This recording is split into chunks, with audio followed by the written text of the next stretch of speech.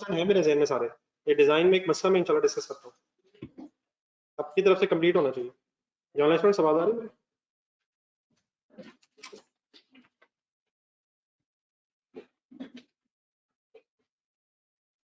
ये online students आप लोगों ने किए कल वाला पेज नंबर बताइएगा कौन कौन से? 372 पे एक छोटा सा क्वेश्चन था रेलेवेंट कॉस्टिंग का, वो कर दिया ऑनलाइन स्टूडेंट्स आपने? और 380 पे डिजाइन शुरू किए?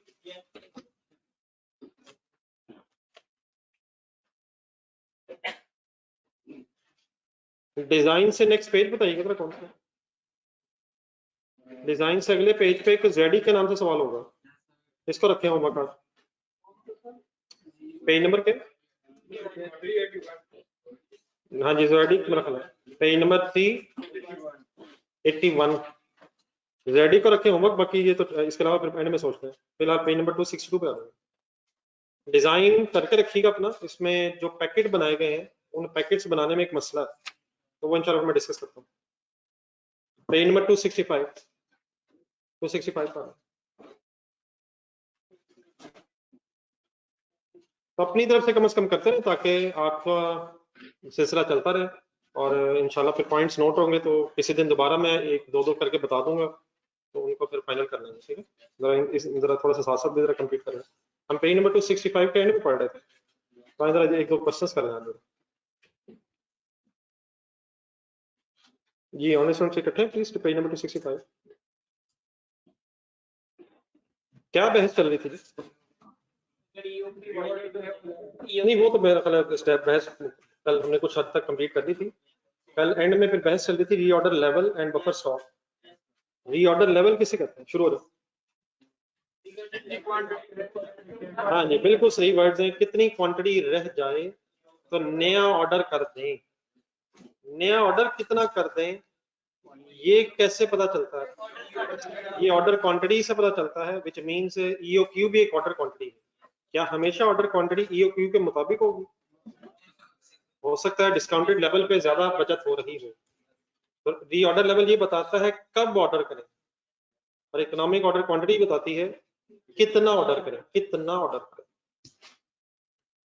फिर हमने पढ़ना ये शुरू किया था कि अगर मैनेजमेंट चाहती है कि स्टॉक आउट ना हो और सर्टेनिटीज हैं डिमांड में भी और लीड टाइम में भी, तो आसान सा फॉर्मूला बन गया था रीऑर्डर लेवल का, डिमांड पर डे। अच्छा इसे पर डे के हिसाब से ज़हन रख लें, बाकी वो मंथ्स वगैरह में हम कन्वर्ट कर लेंगे। Demand per day and lead time in days, बाकी मंथ्स में या वीक्स वगैरह में कन्वर्ट करना पड़ा तो इंशाल्लाह कर लेंगे। डेज के एंगल से ज़हन रखें। ठीक है, क्या फॉर्मूला जी रीऑर्डर लेवल में?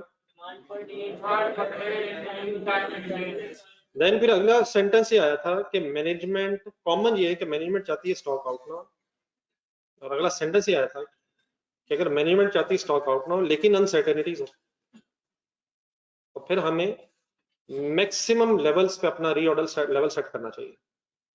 और उस केस में फिर फॉर्मूला एस्टैब्लिश हुआ था maximum demand per day multiplied by the maximum lead time in days. और अगर अनसर्टेनिटीज है, फिर मैंने आपसे कहा था कि तीन तरह के लेवल्स डिसाइड होते हैं या तीन तरह की वर्किंग्स कर दी जाती हैं कि मैक्सिमम डिमांड कहाँ तक जा सकती है, मिनिमम कहाँ तक आ सकती है, और ऑन एवरेज कहाँ तक रह सकती है। और इस तरह लीड टाइम्स में भी क्या क्या डिसाइड किया जाता है कि मैक्सिमम कितने दिन लग सकते हैं, मिनिमम कितने लग सकते हैं, और एवरेज कितने दिन नॉर्मली लगते हैं। अगर अनसर्टेनिटीज नहीं है तो क्या फिर जो मिनिमम होगा वही मैक्सिमम होगा? अगर अनसर्टेनिटी कोई नहीं है तो फिर मिनिमम मैक्सिमम वर्ड लगाने की जरूरत ही नहीं है। और अगर लीड टाइम भी कांस्टेंट और नोन है तो फिर तो वही है, फिर वही मैक्सिमम है, वही मिनिमम है, वही एवरेज भी है। तो लेकिन फर्क कब होगा? जब सर्टेनिटीज होंगी या अनसर्टेनिटीज। तो अगर अनसर्टेनिटीज है और आप चाहते हैं स्टॉक आउट ना हो, तो फिर आप रीऑर्डर लेवल सेट करते हुए मैक्सिमम डिमांड ध्यान रखेंगे कि डेली डिमांड कहां तक जा सकती है, और नंबर 2 लीड टाइम मैक्सिमम कितना लग सकता है। तो फर्ज करें नीचे डाटा लिखा हो पेज के स्टार्ट पे 266 पे, लेट्स अज्यूम आपका एस्टिमेट ये कि 1500 यूनिट्स तक डिमांड जा सकती है, ये मैक्सिमम है। और 10 दिन मैक्सिमम लीड टाइम हो सकता है। तो इट मींस जिस दिन स्टोर रूम में आपके 15,000 यूनिट्स पड़े हो तब ऑर्डर कर दें, ताकि अगर डिमांड भी मैक्सिमम तक चली जाए और लीड टाइम भी मैक्सिमम तक चला जाए, स्टॉक आउट ना हो। लेकिन क्या इस केस में फिर हम कुछ एवरेज से ज्यादा रख रहे होंगे? तो एवरेज से जितना ज्यादा रख रहे होंगे ताकि स्टॉक आउट ना हो, उसे फिर क्या बोलते हैं? बफर स्टॉक बोलते हैं। तो कहते हैं बफर स्टॉक है, सेफ्टी स्टॉक, एहतियातन जो एक्स्ट्रा स्टॉक रखा हुआ अपने एवरेज से ऊपर, उसे फिर बफर स्टॉक या सेफ्टी स्टॉक या सेफ्टी इन्वेंट्री बोलते हैं। तो व्हाट इज सेफ्टी स्टॉक? वो स्टॉक, पढ़े जरा sentence, which is in excess of the every requirements of the company, उसे फिर बफर स्टॉक बोलते हैं। therefore यहीं से बफर स्टॉक अगर कभी कैलकुलेट करना पड़ जाए तो आसान सा फॉर्मूला फिर क्या बन जाएगा? Maximum demand into maximum lead time की फिगर लिखो और उसमें से लेस कर दें every demand into every lead time. असल में किससे ऊपर ढूंढ रहे हैं? एवरेज से ऊपर मैक्सिमम होगा, तो मैक्सिमम कैलकुलेट कर लें, एवरेज कैलकुलेट कर लें, इनमें डिफरेंस ले लें, वो आपको क्या पता चल जाएगा कि बफर स्टॉक कितना। तो एक फार्मूला देखा जरा क्या बना, maximum demand per day into maximum lead time. Figures assume हुई हैं वैसे, quantities assume and days assume, और इसको लेस किससे कर दें? Every demand per day into every day time. अगर मैक्सिमम लेवल पे 15,000 तक टोटल कंजम्पशन जा सकती है और ऑन एवरेज 6,000 तक रह सकती है, तो कितना एक्स्ट्रा आपने क्यों रखा हुआ है? 9,000 एक्स्ट्रा क्यों रखा हुआ है? अनसर्टेनिटीज को रिमूव करने, अनसर्टेनिटीज की वजह से रखा हुआ है, और स्टॉक आउट को आप रिमूव करना चाहते हैं। डन है सर? और डन है सर। अब अगला जो लिखा हुआ है पता आपको है, जरा कंसंट्रेट कीजिएगा। एवरेज स्टॉक, वर्ड सुना कभी आपने? Average stock throughout the year, इसका क्या फॉर्मूला है? Order size divide by 2। आराम आराम से नीचे पढ़ते रहिएगा, मेरे साथ सुनते भी रहिएगा। एक हेडिंग बनी हुई एवरेज स्टॉक, एवरेज इन्वेंट्री। अगर सेफ्टी स्टॉक ना हो, अभी तक जो हमने बहस की थी वो सर्टेनिटीज में की थी, डिमांड कांस्टेंट है, इवन है, तो अगर अभी तक हमें नहीं पता था कि अनसर्टेनिटीज भी होती हैं, तो एवरेज स्टॉक कैसे आता है? Order size divide by 2। अगर क्या ना हो तो क्या कैसे आता है? अगर अनसर्टेनिटीज ना हो, इट मीन सेफ्टी स्टॉक ना रखा हो, तो फिर एवरेज स्टॉक कैसे आ जाएगा? Order size divide by 2। आपके पास तो लिखा हुआ है रीऑर्डर क्वांटिटी, तो मैं लिखी जा रहा हूँ ऑर्डर साइज। सोच ले, सोचते बढ़ सकते, क्या reorder quantity means order size? Reorder quantity means order size, लेकिन क्या ये हो सकता है कि ऑर्डर साइज ईओक्यू के मुताबिक हो? क्या हमेशा हो सकता है? तो अगर ईओक्यू के मुताबिक हो तो फिर एवरेज स्टॉक कैसे आ जाएगा? ऑर्डर साइज, लेकिन ऑर्डर साइज फिर कौन सा होगा? EOQ divide by 2। अपने कल वाला आंसर निकालना रजिस्टर में। कल एक छोटा सा जो सवाल किया था 2.2, 2.2, इसकी रिक्वायरमेंट बी का आंसर देखो। रिक्वायरमेंट बी, ईओक्यू लेवल पे वर्किंग हुई है। एवरेज स्टॉक कहीं निकाला होगा आपने? कहाँ निकाला होगा? सोच के ढूंढे। नहीं, कहाँ कहाँ निकाला होगा? कैरिंग कॉस्ट निकालते हैं, एवरेज स्टॉक निकालते हैं, निकालते हैं सर। क्या लिखा था आपने? 780 डिवाइड बाय 2। 780 डिवाइड बाय 2 का क्या मतलब था? EOQ divided by 2, order size divide by 2। Second part देखें, इसी वीक में सेकंड, फिर 2000 आपने ऑर्डर साइज रखा था, वहां भी एवरेज स्टॉक फिर कैसे निकाला होगा आपने? 2000 डिवाइड बाय 2। क्या मतलब 2000? ऑर्डर नहीं, अब ये ईओक्यू नहीं, order size can be equal to EOQ और can be different from EOQ. तो अगर बफर स्टॉक नहीं है तो एवरेज स्टॉक कैसे निकालते हैं? Order size divide by 2, and order size can be equal to EOQ. In that case फिर ईओक्यू डिवाइड बाय 2। डन है सर? डन है सर। लेकिन अगर सेफ्टी स्टॉक हो तो क्या सेफ्टी स्टॉक के यूनिट्स को रखने में भी कोई होल्डिंग कॉस्ट आएगी? हिम्मत हिम्मत जवानों, हिम्मत। एक सेकंड, दोबारा जरा ग्राफ थोड़ा सा विजुलाइज करना। अगर आपके ज़हन में है तो मैं ये ग्राफ को बिल्कुल नीचे एंड तक लेके आता था। एंड तक लेके आने का मतलब क्या था? जीरो होगा नया आ जाएगा। ये बहस थी सर्टेनिटीज में, आखिरी उठाएंगे ऑर्डर आ जाएगा, एक यूनिट भी एक्स्ट्रा रखने की जरूरत नहीं है, इंशाल्लाह फिर आ जाएगा, फिर खत्म हो जाएगा, फिर आ जाएगा, इंशाल्लाह कुछ नहीं होगा। कहां तक नीचे आ रहा हूं मैं? जीरो तक आ रहा हूं। लेकिन अगर आप सेफ्टी स्टॉक रख रहे हैं, नहीं एक मिनट, सेफ्टी स्टॉक रख रहे हैं तो सेफ्टी स्टॉक इस तरह रखा होगा या सेफ्टी स्टॉक इस तरह हो रहा होगा? सेफ्टी कंसंट्रेट करें, ग्राफ की सेंस समझाना चाह रहा हूँ। सेफ्टी स्टॉक मेंटेन रखा होगा, मेंटेन का मतलब बरकरार रखा होगा, एहतियातन रखा होगा, ख्वाहिश ये होगी कि इसमें से उठाना ना पड़े, हाँ अगर मजबूरी हो जाए तो उठा लेंगे, तो ये मेंटेन होगा। फॉर एग्जांपल 6000 यूनिट्स का सेफ्टी स्टॉक रखा हुआ 12 महीने, ख्वाहिश क्या होगी ये खत्म हो जाए फिर आ जाए, इसकी क्या ख्वाहिश होगी आपकी? ये एज इट इज रहे, ये एज इट इज रहे, और जो चीजें आई वो कहां तक जाएं और नहीं आ जाएं, जीरो तक जाएं और नहीं आ जाएं, कहां से ऊपर उठ जाएं, बस यहां आए।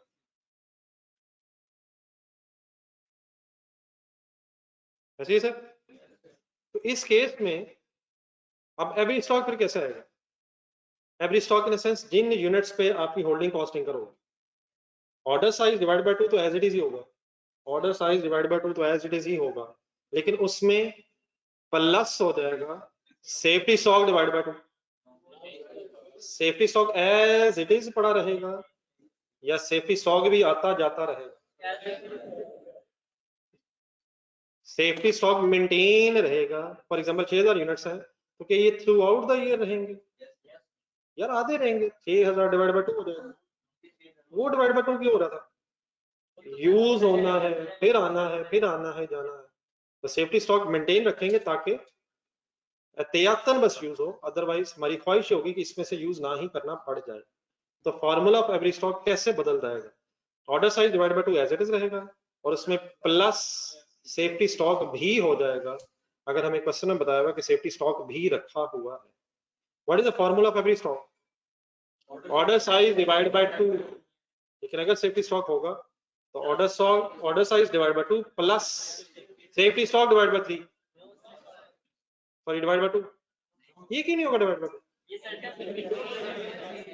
जिससे एज इट इज रहना है, इसे मेंटेन रहना है, ऑर्डर जो होना है उससे तो यूज होना है, लेकिन सेफ्टी स्टॉक में मेंटेन रहना होता है। अब ये वर्ड जरा ध्यान में रख के बाद में ग्राफ भी बना लीजिए के साथ, जरा पहले जरा पढ़ ले जरा, if there is a safety stock ढूंढेंगे इधर इसी हेडिंग में,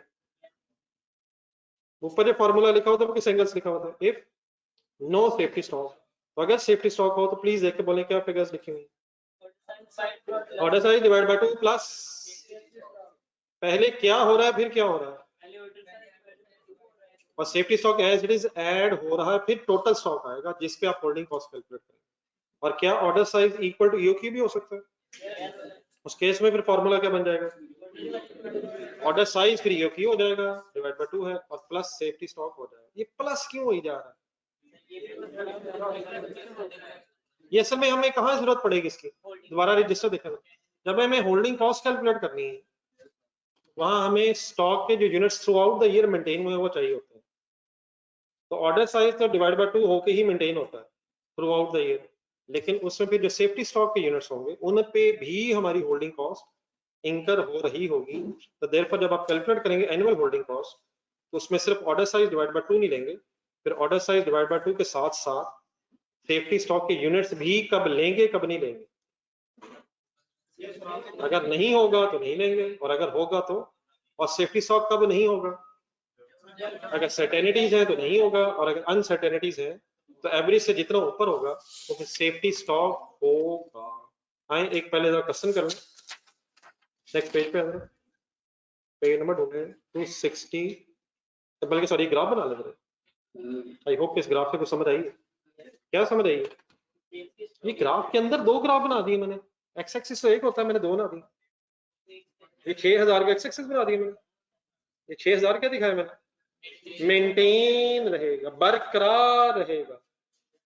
जिस तरह आपने अपने मोबाइल में कम से कम 100 रुपए का बैलेंस मेंटेन रखा होता है, एहतियातन खुदा ना खास्ता किसी वक्त कॉल करनी पड़ जाए और जैसे ही बैलेंस 100 रुपए तक आता है आप दोबारा उसे अपलोड कर लेते हैं 5000 तक। अच्छा ज्यादा करते हैं, अच्छा आपको तो पोस्ट पेड है नहीं, अगर फॉर एग्जाम्पल हो सकता है आपने ज्यादा मेंटेन रखा हो, मैंने 100 एक छोटी सी फिगर बताई, नहीं हो जाता है ना कभी खुदा ना खास्ता कि बंदे की रीच में ना हो, बंदा कहाँ से अपलोड कराए, क्या करे, बंदा बोर होता है, एहतियातन होना चाहिए। कहीं डाटा ही पता नहीं वो डाटा होता है बीच में, पता नहीं क्या क्या होता है, वही खत्म ना हो जाए, पता नहीं क्या क्या होता है, ऑब्सलीट हो गया।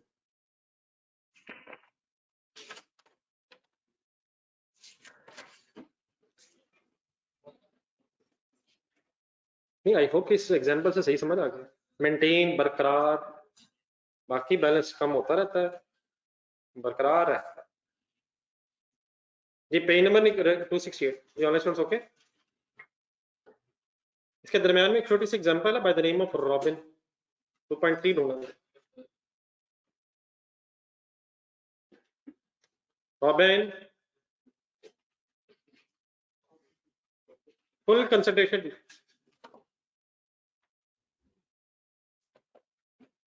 रेडी। रॉबिन की रिक्वायरमेंट होनी चाहिए, calculate the average stock level for the company. Average stock level, average stock का फॉर्मूला क्या, और अगर सेफ्टी स्टॉक भी हो तो प्लस सेफ्टी स्टॉक, समझ में पढ़ें जी data. Robin Limited imports high value component of its manufacturing process. Following data relating to the component has been extracted from the RL's record for the last 12 months. Concentration full. Maximum usage in a month, minimum usage in a month, average usage in a month. Average पे एक minute रुक जाएगा। देखिए average का क्या मतलब होता है, असल में नहीं, असल में यह एवरेज का मतलब है नॉर्मल, मैक्सिमम का मतलब जहां तक जा सकते हैं, मिनिमम कम से कम कहां तक होते हैं, और आम तौर पे कहां होते हैं, ये है एवरेज। मीन्स से आप जरा कैलकुलेटर पकड़ लो, अगर आप एवरेज का फॉर्मूला लगाएं तो एवरेज का फॉर्मूला क्या होता है, नहीं फॉर्मूला यार, एक एवरेज का फॉर्मूला भी पता, ओपनिंग प्लस क्लोजिंग, तो maximum plus minimum divide by 2, ये भी उसे हमने किया। तो अगर आप फॉर्मूला आप यूज करेंगे तो ये आंसर सेम नहीं आता। असल में ये जरूरी नहीं कि सिंपल एवरेज हो, ये नॉर्मल के लिए एवरेज वर्ड है। हाँ अगर हमारे पास ये 225 ना होता और हमें एवरेज निकालना पड़ता तो हम डेफिनेटली फिर क्या करते हैं, maximum plus minimum divide by 2, हम तो वैसे ही कर सकेंगे अगर हमें पता नहीं है, लेकिन अगर वो एवरेज कह रहा है और वो डिफरेंट है तो ये हो सकता है क्योंकि नॉर्मल सिचुएशन को बोलते हैं। आई होप कि मैं कुछ समझा सकूं। क्या एवरेज दिया हुआ है, इसे काट दें और एवरेज अपनी कैलकुलेट कर लें, एवरेज दी हुई है तो इसे यूज कर लें, which may not be equal to the simple average. लेकिन अगर ये ना दी हो तो हम मजबूरन क्या कर सकेंगे कि हम सिंपल एवरेज ही ले सकते हैं। Next line, maximum lead time का मतलब, अच्छा परेशान होइएगा, ये इंपोर्ट हो रही है, पाकिस्तान से बाहर से चीजें आनी है तो 6 महीनों तक इंपोर्ट, असल में बाई शिप आती है गुड्स, तो लंबा ट्रेवलिंग टाइम हो सकता है, तो 6 महीनों में मैक्सिमम गुड्स आ जाएंगी, कम से कम कितने महीने, अब यहाँ एवरेज नहीं दिया उसने, तो अगर यहाँ हमें एवरेज निकालना पड़ा तो हम क्या करेंगे, 6 + 2 डिवाइड बाय 3, तो अगर हमें करना पड़ा तो हम वही करेंगे, लेकिन अगर गिवन होगा तो एज इट इज यूज करेंगे। अब डन है प्लीज। देन वो कहता है रीऑर्डर क्वांटिटी किसे कहते हैं, बताना है बताना है बताना है बताना। ऑर्डर साइज वर्ड लिखे साथ bracket, order size, order size किसे कहते हैं, हाँ जी जितना, जितने यूनिट्स का हमने ऑर्डर देना है, एक ऑर्डर देना है, क्या ये हमेशा जरूरी है कि ईओक्यू के बराबर हो? May be not. अब दोबारा रिक्वायरमेंट में क्या फाइंड आउट करना है? एवरी स्टॉक का फार्मूला क्या है? अब एवरेज स्टॉक के तो फार्मूले दो हैं, ऑर्डर साइज डिवाइड बाय 2 भी एक फार्मूला है, और order size divide by 2 plus safety stock भी एक फार्मूला है। हमें क्या पता चलेगा, कैसे पता चलेगा कि ये कौन से सिनेरियो में सवाल है, सेफ्टी स्टॉक वाला है या नहीं है? हम सवाल का डाटा गौर से पढ़ते हैं। क्या ये सर्टेनिटीज की दुनिया है? क्या ये सर्टेनिटीज की दुनिया है? अगर होती तो मैक्सिमम, मिनिमम, एवरेज की कोई बहस ना होती। क्या ये सर्टेनिटीज का डाटा है या अनसर्टेनिटीज का डाटा है? वो कैसे पता चला? मैक्सिमम, मिनिमम, एवरेज, या अनसर्टेनिटीज में ही होगा। तो देयरफॉर ये अनसर्टेनिटीज का जमाना है जिसमें सेफ्टी स्टॉक भी होगा। तो therefore what is the formula जिसके हमने फिगर्स ढूंढनी है? Order size divide by 2 and plus safety stock. थोड़ा सेंटेंस लिखें। Maximum minimum is an indication, sorry plus safety stock. Maximum minimum is an indication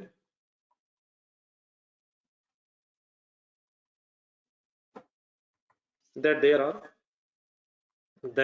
are uncertainties. 6 महीने तक भी game जा सकती है, 2 महीने तक भी आ सकती है, 300 यूनिट्स तक भी यूजेज जा सकता है, 200 तक भी आ सकता है। सर्टन है? ठीक है, समझ गए ना क्यों मैं पहुंचा इस नतीजे पे कि सेफ्टी स्टॉक प्लस होना है। सेफ्टी स्टॉक कब रखेंगे आप? क्यों रखेंगे आप? ताकि स्टॉक आउट ना। अगर अनसर्टेनिटीज में स्टॉक आउट से बचना तो फिर कुछ एक्स्ट्रा आप रखेंगे, अबव एवरेज, अबव एवरेज। जी बस अब ये 2 फिगर्स ढूंढनी है। ऑर्डर साइज अवेलेबल है? ऑर्डर साइज है सर, कितना? Divide by 2। अब क्या रह गया? सेफ्टी स्टॉक ढूंढने, गिवन होगा कहीं। सेफ्टी स्टॉक गिवन है, कैसे फाइंड आउट हो जाएगा? फॉर्मूला देख के बताएं, फॉर्मूला देख के अप्लाई करवाएं। मैक्सिमम डिमांड, हाँ जी, पर मंथ या पर एनम? हाँ जी, ये वर्किंग शुरू करें। आंसर आ गया 750 डिवाइड बाय 2, आंसर सॉल्व हो गया। क्या फाइंड आउट करने लगे अब हम? Safety stock, buffer stock, maximum demand per month multiplied by, बोलने words, maximum lead time in months.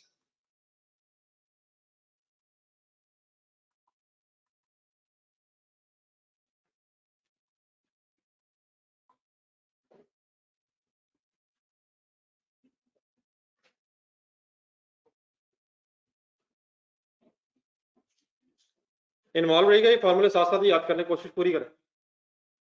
Maximum demand per month बताएं, 300। Maximum lead time in months 6, 1800 answer आ गया, सेफ्टी स्टॉक आ गया। अब इसमें से क्या लेस होना है?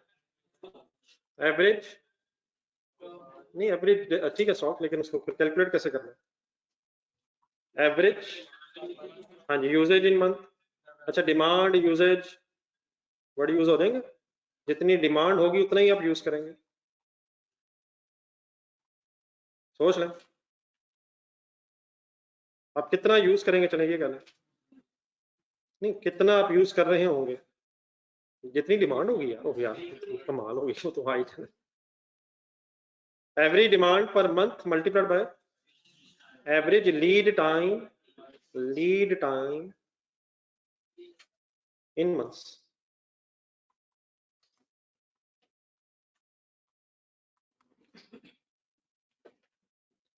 जी एवरेज डिमांड पर मंथ बताएं, 225। Average lead time in months बताएं, गिवन नहीं है, कैसे करें? अगर 225 गिवन ना होते तो क्या करते हैं आप? लेकिन अगर अवेलेबल एवरेज तो फिर आप कुछ नहीं करें, ये 4 बन जाएगा शायद, 6 + 2 divide by 2, answer 900 and the difference between what and what is what?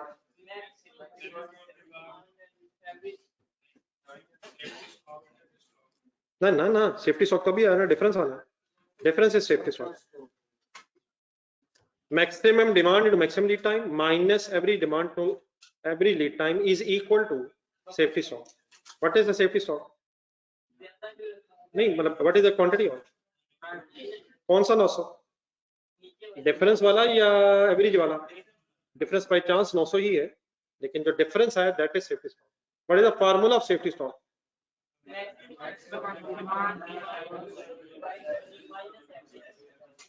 ये पहली लाइन को मैं कह सकता हूं मैक्सिमम लीड टाइम,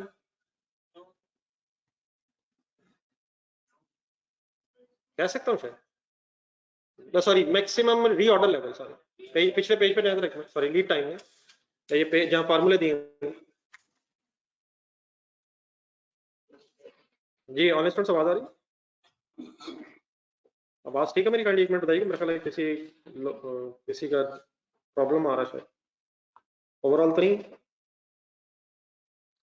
ये फरहान साहब को मैसेज कीजिएगा, मेरा ख्याल है दोबारा रीजॉइन करके बता दें. जी जो maximum demand into maximum lead time था, मैंने उसे मैक्सिमम रीऑर्डर लेवल कहना था शायद, तो शायद शॉर्ट वर्ड में maximum reorder level minus average reorder level is equal to safety stock. लेकिन उसकी बजाय शायद इसका फार्मूला वर्ड्स के साथ याद हो तो शायद अप्लाई होगा, maximum into maximum average into average. क्या मैक्सिमम इंटू मैक्सिमम, क्या average into average? Demand into lead time, average demand into average. Any confusion? Wind up करने की क्या जरूरत थी इस 900 की? ऑर्डर साइज 750 था, डिवाइड बाय 2 हो गया, और प्लस इसमें कितना जमा हो जाएगा? 900. कैलकुलेटर पे आंसर आ जाएगा आपका, व्हाट इज 1275 एवरेज स्टॉक, जिस पे आप अपने पूरे साल की होल्डिंग कॉस्ट कैलकुलेट करेंगे. होल्डिंग कॉस्ट कैलकुलेट करनी है या उसने सिर्फ वर्किंग ही मांगी एवरेज स्टॉक की? क्या ही उसने मांगा है, एवरेज स्टॉक ही उसने मांगा है, और अल्हम्दुलिल्लाह लगता है आपने वही कैलकुलेट कर दिया. क्लियर है सर? वापस चले जाए उसी पेज पे.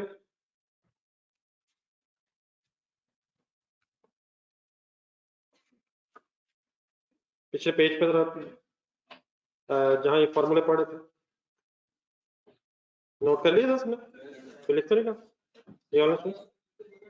एवरी स्टॉक जिस पे होल्डिंग कॉस्ट कैलकुलेट करें इस through out the year 1275 units stock में रहे,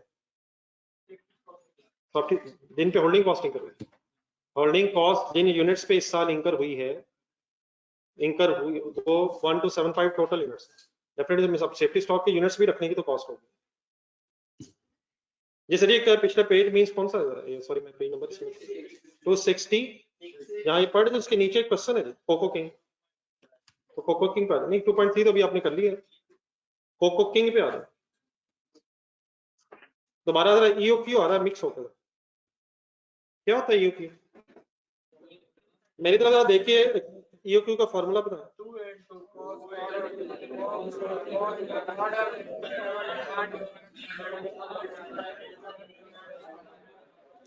हाईली अनएक्सपेक्टेड सवाल है. 2 multiplied by cost per order multiplied by annual demand divided by cost of holding 1 unit per annum और स्क्वायर रूट भी. Coco King Limited full concentration. अब इसमें जो concept है वो खत्म हो गए हैं, लेकिन सवाल अब आपके सामने जब आने हैं तो वो पिछली कुछ चीजें भी आनी है और कैलकुलेशन में प्रॉब्लम्स आनी है. कोको किंग बोले या चोको किंग बोले वो आपकी मर्जी है, सीएल बोल लेते हैं ताकि ये बहस ही खत्म हो जाए. Produces and markets various brands of chocolates having annual demand of 80,000 kgs. The following information is available in respect of cocoa powder, which is the main ingredient of chocolate and represents 90% of the total ingredients. 80,000 क्या है, 90% क्या है? Chocolates की annual demand है, और नीचे cocoa powder कोई ingredient है जिससे चॉकलेट्स का शायद हिस्सा बनना है। ये टोटल इंग्रेडिएंट्स का 90% है। इस डिस्कशन में जो मैंने पहले दिन बात की थी, सबसे इंपॉर्टेंट चीज ये है कि हम इस क्वेश्चन में कोई फिनिश गुड्स की बहस नहीं करेंगे। इस डिस्कशन में हमने ऑर्डर किसका देना होगा, रॉ मटेरियल का या फिनिश गुड्स का। फर्स्ट लाइन पढ़ें, क्या हम चॉकलेट्स बनाते हैं, क्या प्रोड्यूस करके क्या बेचते हैं, चॉकलेट्स। तो चॉकलेट्स हम बना के बेचते हैं, लेकिन उनकी एक डिमांड है। लेकिन चॉकलेट्स बनाने के लिए हमें कोको पाउडर शायद रॉ मटेरियल चाहिए। तो अगर ट्रेडिंग बिजनेस होगा तो जो चीज खरीद रहे हैं उस पर फोकस होना चाहिए, और अगर मैन्युफैक्चरिंग बिजनेस होगा तो जो रॉ मटेरियल खरीद रहे हैं उस पर फोकस होना चाहिए। तो शायद बहस चॉकलेट्स की नहीं है, कोको पाउडर की है। थोड़ा सा और पढ़ता है, कॉस्ट पर केजी किसकी, दोबारा पढ़ लेते हैं। The following information is available in respect of cocoa powder which is the main ingredient of chocolate and represents 90% of the total ingredients. The following information किसकी है, 1 kg कितने का होता है, प्रोसेस लॉस होता है यार 4% किसका, अपने जेन में बॉक्स बनाए। 100 कहाँ लिखा नजर आ रहा है, इनपुट 4 दरमियान में 104। यार लॉस है यार, क्या हो गया, नहीं वो नहीं है मसला, माइनस ही होना है इनपुट में से। 100 - 4 इज इक्वल टू 96। कैलकुलेटर एक मिनट पकड़ो, 80,000 ढूंढे के, ना ना ना ना एनुअल डिमांड बिल्कुल सही, लेकिन किसकी, उसका करें 90%। ये क्या है, नहीं इंग्रेडिएंट्स नहीं यार, कमाल है, कोको पाउडर आ गए यार। 80,000 90% कोको पाउडर, एनुअल रिक्वायरमेंट अच्छा बढ़ जाएगा बस। नहीं ठीक है, हमें भी उतनी, हमारी भी उतनी डिमांड है। 80,000 चॉकलेट्स, 80,000 केजी चॉकलेट है, उसके 90% किया तो कोको पाउडर की रिक्वायरमेंट डिमांड आ गई। क्या ये 72,000 शायद आता है, क्या ये 72,000 हमें चाहिए, मैंने उर्दू में कहा, आप इंग्लिश में कह रहे हैं, रिक्वायर्ड की ट्रांसलेशन करें उर्दू में। क्या 72,000 केजी हमें चाहिए ताकि 80,000 केजी चॉकलेट बन सके। तो 72,000 केजी चाहिए के लिए क्या हमें 72,000 केजी ही खरीदने पड़ेंगे, ज्यादा खरीदने पड़ेंगे। तो ये अकॉर्डिंग टू द परसेंटेज कितने परसेंटेज आपका आंसर आया, 96 ही यार, खुद आगे 4 कैसे हो गए, 4% लॉस है तो 94 ही रह गया। तो डिवाइड बाय 100 हुआ, अब प्लीज फाइनल कर लीजिएगा, डिवाइड बाय और मल्टीप्लाइड बाय 100 होके अप्रोक्सीमेटली जो है ये है हमारी एनुअल रिक्वायरमेंट, ये annual demand of the cocoa powder. तो रॉ मटेरियल में बहस होनी है अगर मैन्युफैक्चरिंग बिजनेस है, और अगर ट्रेडिंग बिजनेस है तो जो चीज खरीद रहे हैं। परचेजिंग पे बहस है सर, परचेजिंग हम ऑर्डर्स दे रहे हैं किसी को या हमें कोई ऑर्डर दे रहा है स्टोरी में, हम किसी को किस चीज का ऑर्डर देंगे, किस चीज का दिया करेंगे, परचेजिंग का, परचेज करना चाहिए। तो ट्रेडिंग बिजनेस में जो चीज बेचनी वही परचेज कर रहे होंगे आप, लेकिन मैन्युफैक्चरिंग बिजनेस में जो रॉ मटेरियल है उसको परचेज करना होगा। What is the requirement of the cocoa powder, 72,000 requirement जो चाहिए, but how much we have to purchase, approximately 75,000। तो प्लीज ये बार बार आई होप आ गया, और अब जहन में खुद ही ये डायग्राम्स बननी चाहिए। ये ऑनलाइन स्टूडेंट्स आपने को ट्राई किए, आगे चलो। देन वो कहता है purchase and storage cost. Storage cost क्या चीज है, और as follows annual variable cost of procurement office. अब वर्ड बार बार आना है, प्रिक्योरमेंट का मतलब क्या होता है? परचेज, और परचेज ऑफिस किस लिए होता है सोच के बताओ। परचेजिंग करने के लिए, परचेज के ऑर्डर देने के लिए। तो 6 मिलियन अब क्या है? परचेज ऑफिस का वेरिएबल खर्चा है, एनुअल खर्चा है, सालाना खर्चा है। नेक्स्ट में कहता है total number of orders of all products. जितने ऑर्डर्स दिए गए हैं, जितने टोटल ऑर्डर दिए गए हैं, उनका टोटल नंबर कितना बता रहा है? इस 120 से और पीछे वाले 6 मिलियन से अब आप क्या निकालने की पोजीशन में आ गए हैं? ट्राई करें पढ़ कर। What is 6 million? टोटल खर्चा of the purchase department, purchase department, purchase office का खर्चा। कितने टोटल ऑर्डर दिए गए हैं इज इक्वल टू कुछ हो सकता है? क्या हो सकता है? 6 मिलियन डिवाइडेड बाय 120। एक छोटी सी वर्किंग यहाँ करें, आंसर का नाम बताएं। कॉस्ट पर ऑर्डर कहीं आपको चाहिए होती है? रिक्वायरमेंट एक नजर देखें, ये क्यों निकालना है? Economic order quantity. अच्छा, सिर्फ ये एब्रीविएशन ना, ज़हन में इसकी मीनिंग भी पता होना चाहिए। ये क्यों का मतलब क्या है वैसे? इकोनॉमिक ऑर्डर क्वांटिटी आपने निकालनी है, इसमें कॉस्ट ऑफ ऑर्डर चाहिए होती है। तो उसने एक ऑर्डर की कॉस्ट देने की बजाय आपको क्या किया? एनुअल खर्चा बता दिए और नंबर ऑफ ऑर्डर्स बता दिए। आपने काइंडली प्लीज क्या कैलकुलेट कर लिया है? कॉस्ट पर ऑर्डर, छोटी सी वर्किंग साथ लिखो। Any confusion? ठीक है sir. Next line, second sentence, storage and handling cost is 20 पर केजी पर मंथ। एग्जामिनर ने पंगे लेने आपसे। ये क्या है वैसे स्टोरेज कॉस्ट? होल्डिंग कॉस्ट का हिस्सा है।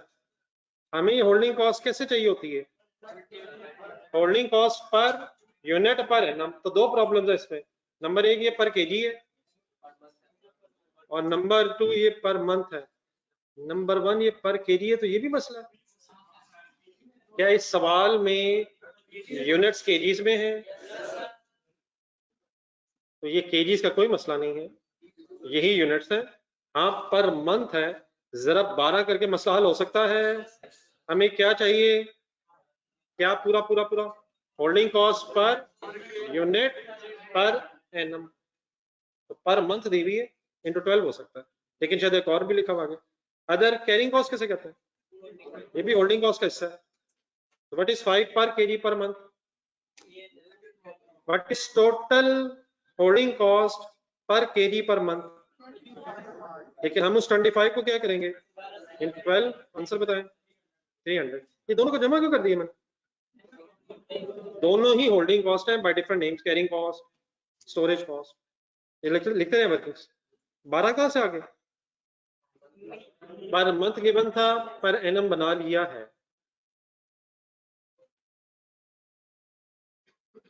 लास्ट, बफर स्टॉक किसे कहते हैं? CL maintains a buffer stock of 2000 kgs।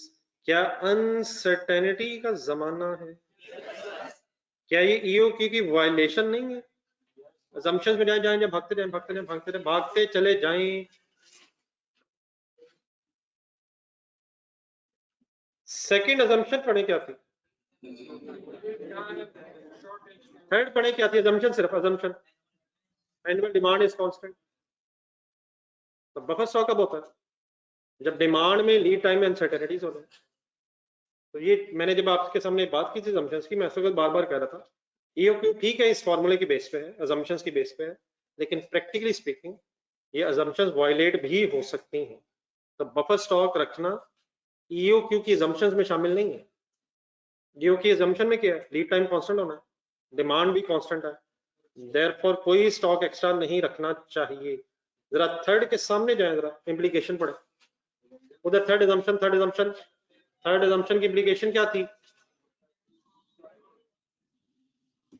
Order size divide by 2। Every stock सिर्फ किसकी बेस पे आएगा? Order size divide by 2। कोई किसका जिक्र नहीं है यहाँ, वो क्यों नहीं जिक्र है? उसकी assumption ही क्या है? डिमांड भी कांस्टेंट है, लीड टाइम भी अनसर्टेन है। लेकिन अगर ये अनसर्टेनिटीज आ जाए तो फिर एवरी स्टॉक में क्या भी जमा हो जाएगा। आ जाए अब वर्किंग करते हैं। सबसे पहले क्या मांग रहा है? आ जाए, फॉर्मूला लिखो।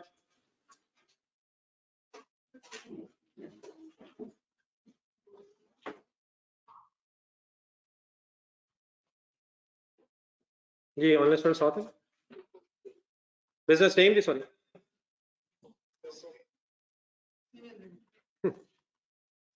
नहीं नहीं आपकी इंग्लिश ठीक है, आप बोल दिया करें यार, मेरे से प्रोनाउंसिएशन सही नहीं हो पाती।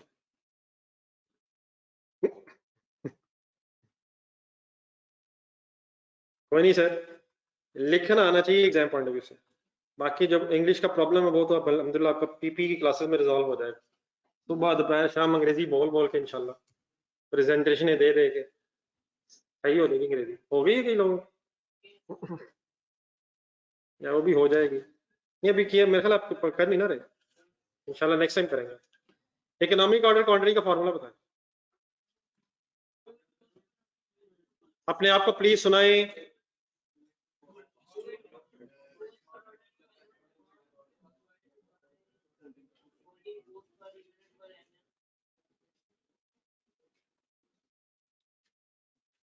एक दफा लिख ही ले formula, cost per unit holding cost per unit per annum. हमारा डेफिनेटली पूरे वर्ड से फॉर्मूला लिखना कंपलसरी नहीं है, फिगर्स प्लेस की जा सकती हैं, लेकिन आइडिया होना चाहिए। जी डाटा शेट ढूंढ लिया हमने,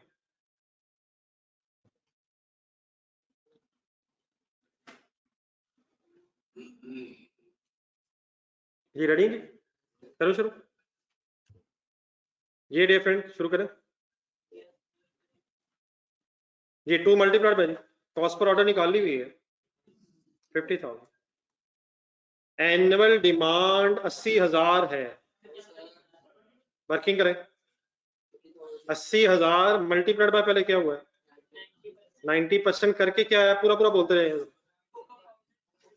कोको पाउडर की जी जी रिक्वायरमेंट, अब क्या करें 72,000 divide by 96 into 100 is equal to 75,000। Comfortable है सारे, एक बॉक्स जरूर बनाए कहीं लॉस के एंगल्स, लॉस के सामने चाहे बना लें। What is 100, Y Y Y Y Y input is 100, तो बेटा लिखा हुआ है सवाल में बताया वो उसने, इसलिए 100 है। व्हाट इज 4, वाई सवाल में बताया हुआ है। व्हाट इज 104, वाई, क्योंकि अगर लॉस होना है तो इनपुट में से लॉस निकल के ही आउटपुट बननी है, अल्लाह करे लॉस हो और 104 हो जाए, फिर तो 10% हो, 100 का क्या ख्याल है 100% ही लॉस हो 200 हो जाएगा। प्लीज किसमें से क्या निकल के क्या बनना है, formula formula input minus loss is equal to output quantity. 75 कहाँ लिखो, नहीं कितने परसेंट है 75 सॉरी 72, 72 कितना था, कंप्लीट कर ले जरा थोड़ा, ये अब वैसे तो अपने जहन में बननी चाहिए चीजें, लेकिन मेरे सामने कंटिन्यू करते रहे जहां जहां आ रहा है। तो 72,000 डिवाइड बाय 96 एंड 100 में का प्रॉब्लम फाइनल अभी, तो मल्टीप्लाइड बाय 75,000 हो गया, और फाइनली बोल दें what is holding cost per unit per annum, नहीं 25 पर मंथ में प्रॉब्लम है ना, 300 लेनी है हमने, वाई 300 पर यूनिट पर एनम।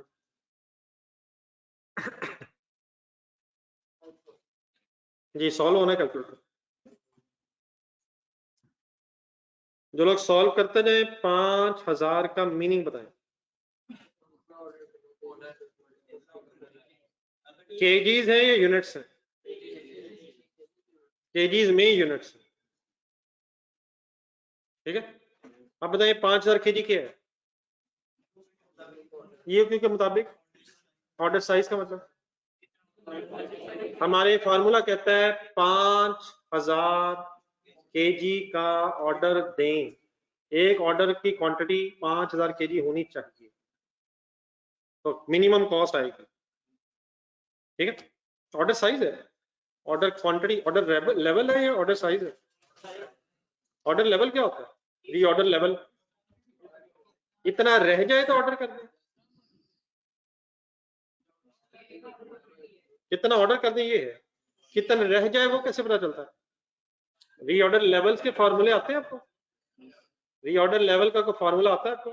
अगर अनसर्टेनिटीज ना हो, डिमांड इनटू लीड टाइम, और अगर अनसर्टेनिटीज हो, सॉरी हाँ अनसर्टेनिटीज हो, maximum demand into maximum lead time, main word यही है, बाकी इन डेज वाला ढूंढ लेंगे। ये रिक्वायरमेंट कंप्लीट है सर, पढ़ के देखो, रिक्वायरमेंट एक कंप्लीट है सर, बी पार्ट पढ़ो। वेंडर कौन होता है? ये सोचते रहिएगा, इससे वर्ड्स है कि परेशान करते हैं।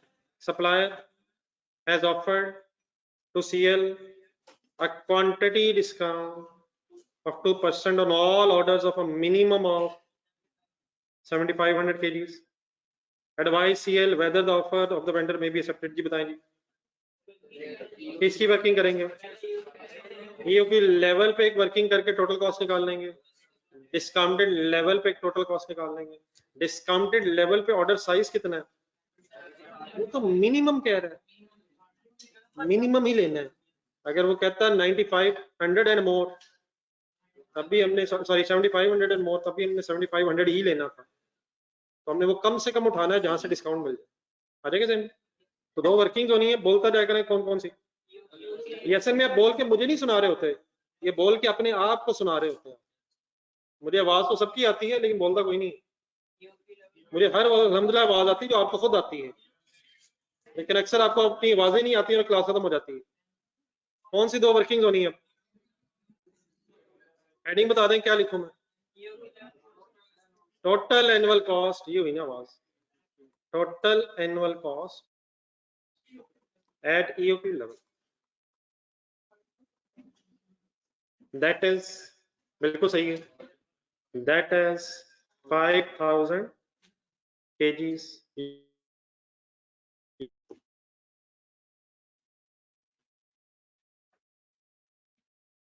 क्या करूं? करवा दें, छोड़ दें, करवा दें, एक करवा दें, बाद में दूसरा खुद कीजिएगा। परचेज कॉस्ट कैसे निकालें? 2500 क्वांटिटी परचेज कॉस्ट कैसे निकालो? आवाज नहीं सही है ये। 75,000 kgs खरीदने पड़ेंगे, और यार 72,000 चाहिए, लॉस हो जाना, लॉस हो जाना। Multiplied by 600 is equal to 45 million. Quantity चीजें ढूंढा करें, पहले फिगर्स ढूंढा करें। आगे क्या चीजें में आनी चाहिए? एनुअल ऑर्डरिंग कॉस्ट, नहीं सर दी नहीं हुई, लेकिन वो तो सब प्रोडक्ट्स की दी हुई है, यही तो असल गेम है। ढूंढने की वक्त भाई ने कहा 6 मिलियन दिया हुआ, कितने ऑर्डर्स का दिया हुआ? 120 किसके ऑर्डर्स हैं? सब प्रोडक्ट्स के। हम किसकी वर्किंग कर रहे हैं? कोको पाउडर की। अभी कर लेते, वो तो होगी वर्किंग, वो नहीं इशू। आप फॉर्मूले से ही ज़हन में सेट करें। कभी निकाली हमने एनुअल ऑर्डरिंग कॉस्ट? कैसे कैसे कैसे कैसे? एनुअल डिमांड 80,000 चॉकलेट की। हम किसकी वर्किंग कर रहे हैं? What is annual demand? 75,000। What is order size?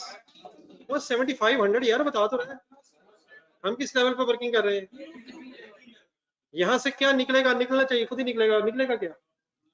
निकलेगा क्या? नंबर ऑफ ऑर्डर्स किसके? कोको पाउडर के, मल्टीप्लाइड बाय 50,000 एक ऑर्डर की कॉस्ट निकाली हुई है। कोको पाउडर से रिलेटेड ऑर्डर्स 120 नहीं है, कोको पाउडर के ऑर्डर निकालने और multiplied by cost per order कर लें। आंसर बताएं। 750,000।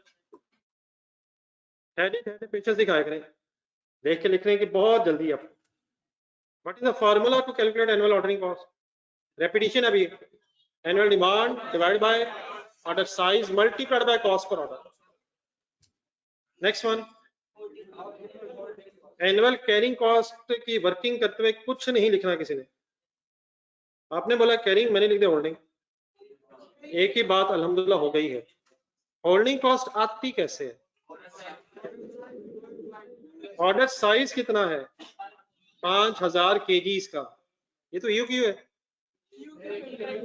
ईओक्यू भी ऑर्डर साइज ही होता है, तो इस वक्त ईओक्यू लेवल पे वर्किंग हो रही है। डिवाइड बाय 2, लेकिन प्लस प्लस वो क्यों? वो तो ईओक्यू की assumption ही नहीं है, लेकिन उसकी वायलेशन हुई भी है, कंपनी बरकरार रखती है, तो क्या उस पे भी होल्डिंग कॉस्ट इंकर होगी? तो 5000 डिवाइड बाय 2 क्या है?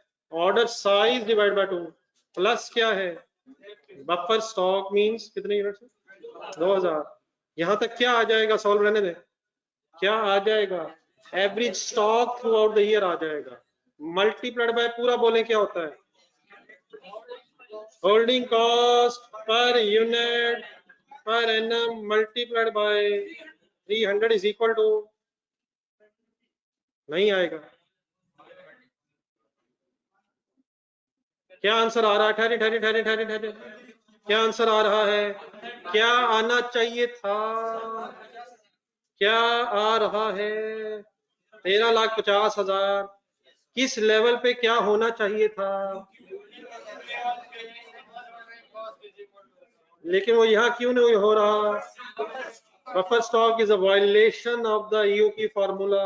कैलकुलेटर पे लिखे 5000, मल्टीप्लाई बाय करें 2, जरब दे दें 300 से, divide by 2, sorry 5000 divide by 2 into 300, 750 ही बनता है।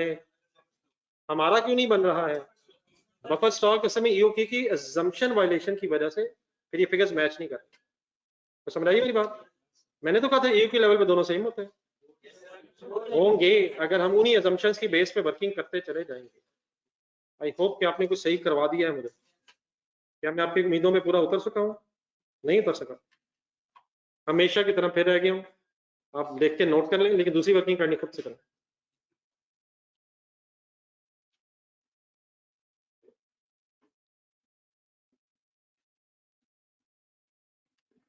जी ऑनलाइन स्टूडेंट्स, आप लोगों ने प्लीज पार्टिसिपेट किया है।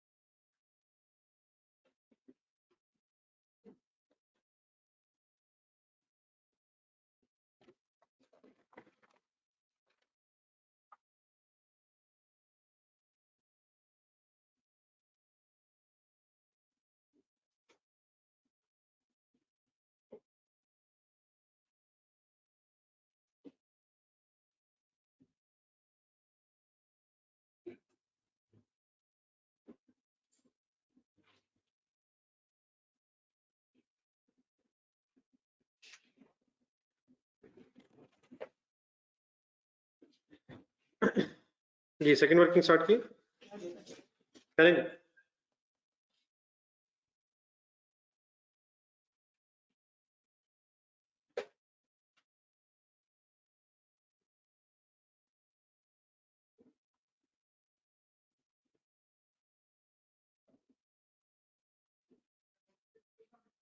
ठीक है, सॉरी, हाँ मेरा ख्याल ठीक है। सेविंग की अमाउंट बता दो।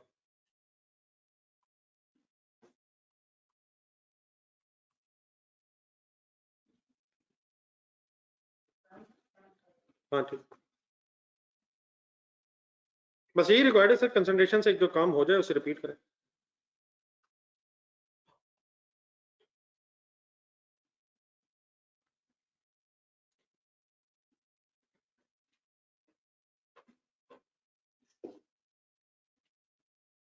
जी डिस्काउंट कितनी है जी? 2%। तो 600 का 2% मीन्स 9800 % रहेगी 44.1 मिलियन। ये जो वर्किंग मैंने टेबल ये बोर्ड पे लिखी थी, सॉरी ये लिखी हुई हमने, ये जो वर्किंग नजर आ रही है डिस्काउंटेड से ऊपर ऊपर कंप्लीट होगी भी, डिस्काउंटेड से ऊपर ऊपर वाली ये वाली होगी।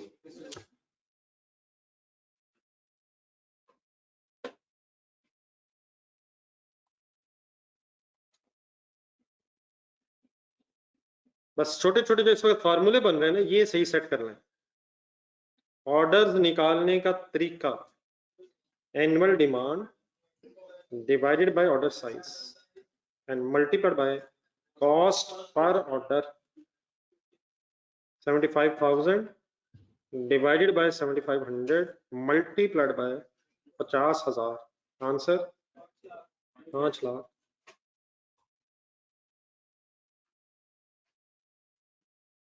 एनुअल होल्डिंग कॉस्ट कैसे? 75,000 sorry 7500 order size divide by 2 plus 2000, क्यों फिर आ गया? Buffer stock is maintained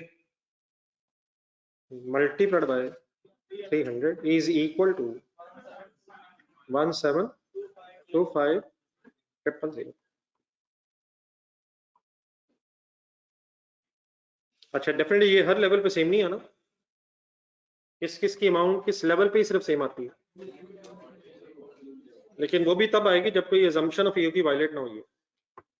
total answer बता रहे थे आप 46325, लेकिन शायद एक कंक्लूजन की लाइन बननी चाहिए। एग्जामिनर को बल्कि सीएल को शायद आपने एडवाइस देनी है। सीएल क्या करे? Accept the discount, relevant purchase cost relevant बनने से लगता है कि ज्यादा बचत हो रही है। अभी भी वैसे चेक करें, मेरा ख्याल है ईयू की लेवल पे सम मिनिमम ही होना चाहिए, दोनों का सम अभी भी मिनिमम ही होगा।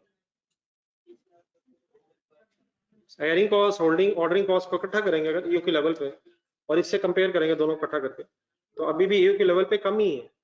लेकिन क्या रेलिवेंट होने से ये डिसीजन बदल गया? परचेज प्राइस रेलिवेंट होने से डिस्काउंट की वजह से, अब परचेज प्राइस की जो रिडक्शन है वो शायद ज्यादा है, जिसकी वजह से अल्टीमेटली फायदा होगा। तो सीएल शुड अवेल डिस्काउंट या no? Should avail 2% quantity discount. जी ठीक है, वर्ड अपने बदला ना करें, आपका सेंटेंस बिल्कुल ठीक है। 2% डिस्काउंट फ्रॉम मंडा, मतलब ये तो क्लियर है ना? As it results into how much saving? As it results into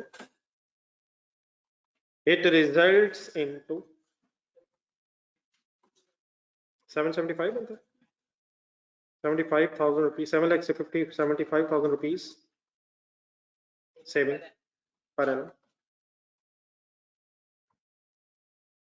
Your sentence should be different, but the sense should remain same. Page number कौन सा जिस पे आप हैं?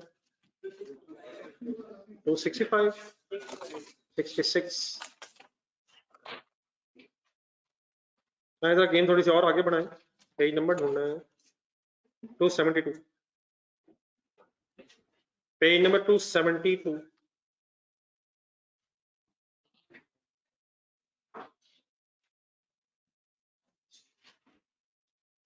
किस नाम से सवाल मिल रहा है?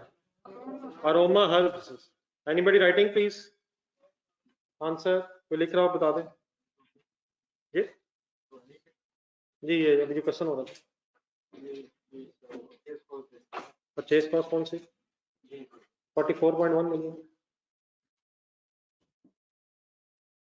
नहीं चेक कर लो, ये 98% रहेगी ना, मेरा पता नहीं मेरे क्या फिगर आई थी, 6%, 584, 588, देख लो फिगर से जी, हमें पढ़े जी Aroma Herbs, page number 272, question number 1 ही है। अरोमा हर्ब्स डील्स इन, ये थे मसला फिगर्स, कल आ जाओ फिर सॉल्व करते हैं, कोई नहीं, जीरो गलत हो जाता है।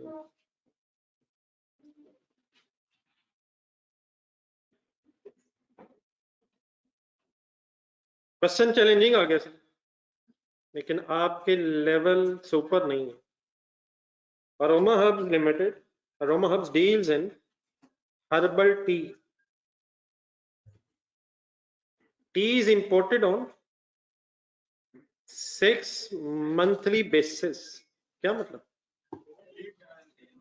नहीं नहीं नहीं, मेरा नहीं, लीड टाइम 6 महीने, 6 महीने बाद खरीदते हैं, 2 दफा शायद साल में खरीदते हैं, 6 महीने लगते हैं या 6 महीने बाद खरीदते हैं, 6 मंथली बेसिस, 6 महीने बाद 2 दफा खरीदते हैं शायद साल में। Management is considering to adopt stock management system based on EOQ model. In this respect, following information has been gathered. Annual sale of tea, क्या खरीदते हैं हम, कहां से खरीदते हैं? कहीं बाहर से खरीदते हैं, टी खरीदते हैं, वो तो कहता है टी बेचते हैं, इंपोर्ट करके मींस परचेज करके खरीदते हैं, इंपोर्ट का मतलब बाहर से परचेज करते हैं और यहाँ बेच देते हैं, ट्रेडिंग है, मैन्युफैक्चरिंग है, जाने दें यार, नहीं एक्सपोर्ट नहीं, इंपोर्ट एंड सेल, सेल बाहर करते हैं, बाहर से खरीदते हैं पाकिस्तान में यार, लोगों को चाय पिलाते हैं, क्या खरीद के क्या बेची जा रहे हैं, ट्रेडिंग बिजनेस है, ट्रेडिंग बिजनेस लग रहा है, ट्रेडिंग बिजनेस लग रहा है, तो ये इंपॉर्टेंट चीजें हैं, ट्रेडिंग बिजनेस है या मैन्युफैक्चरिंग बिजनेस है। अभी थोड़ी देर पहले क्या करके आए आप, तो रॉ मटेरियल परचेजिंग पे बहस, क्या यहाँ भी परचेजिंग पे बहस होगी, लेकिन अब यहाँ परचेजिंग शायद टी ही की है। तो annual sale of the tea is estimated at 60,000 kg at ₹1260 per kg, ये क्या रही 1260 per kg, selling price per kg या cost price per kg, cost पे बेच देते हैं बेटा, दुनिया आप जैसी नहीं है यार, दुनिया मेरे जैसी है, प्रॉफिट रख के बेचती है, सेल प्राइस है यार, किस पे बेचेंगे हम, सेल प्राइस पे। Sales are evenly distributed throughout the year का मतलब पता है आपको, वही डिवाइड बाय 2 करेंगे, 6 महीनों की आ जाएगी, पर मंथ बनाना हो डिवाइड बाय 12 कर लेंगे, इवनली वही, इवनली डिमांड डिस्ट्रीब्यूट हुई हुई। ये भी तो हो सकता है गर्मियों के सीजन में कम चाय बिकती है फॉर एग्जांपल, सर्दियों के सीजन में ज्यादा, तो सीजनल बिजनेस भी तो होते हैं, हो सकता है, लेकिन यहाँ नहीं, हो तो सकता है यार, लेकिन यहाँ नहीं है, यहाँ डिमांड सेम है, समझाने के लिए मैंने कहा यार। सी एंड एफ वैल्यू अंडरलाइन करें, सी एंड एफ वैल्यू का मतलब लिखें जरा, कॉस्ट एंड फ्रेट, जब आप चीजें इंपोर्ट करते हैं तो कॉस्ट एंड फ्रेट को इकट्ठा बोला जाए तो सी एंड एफ वैल्यू कहते हैं, कॉस्ट प्लस फ्रेट, फ्रेट किसे कहते हैं, ट्रांसपोर्टेशन, ये इनवर्ड्स होगी या आउटवर्ड्स होगी, ये इनवर्ड्स होगी, फ्रेट इनवर्ड भी हो सकता है आउटवर्ड भी हो सकता है, फ्रेट इनवर्ड अगर है तो कॉस्ट का हिस्सा बन जाएगा, तो ये हम अगर इंपोर्ट कर रहे हैं तो cost plus freight of the T after 10% discount is 900 पर केजी, बताइए ये क्या है,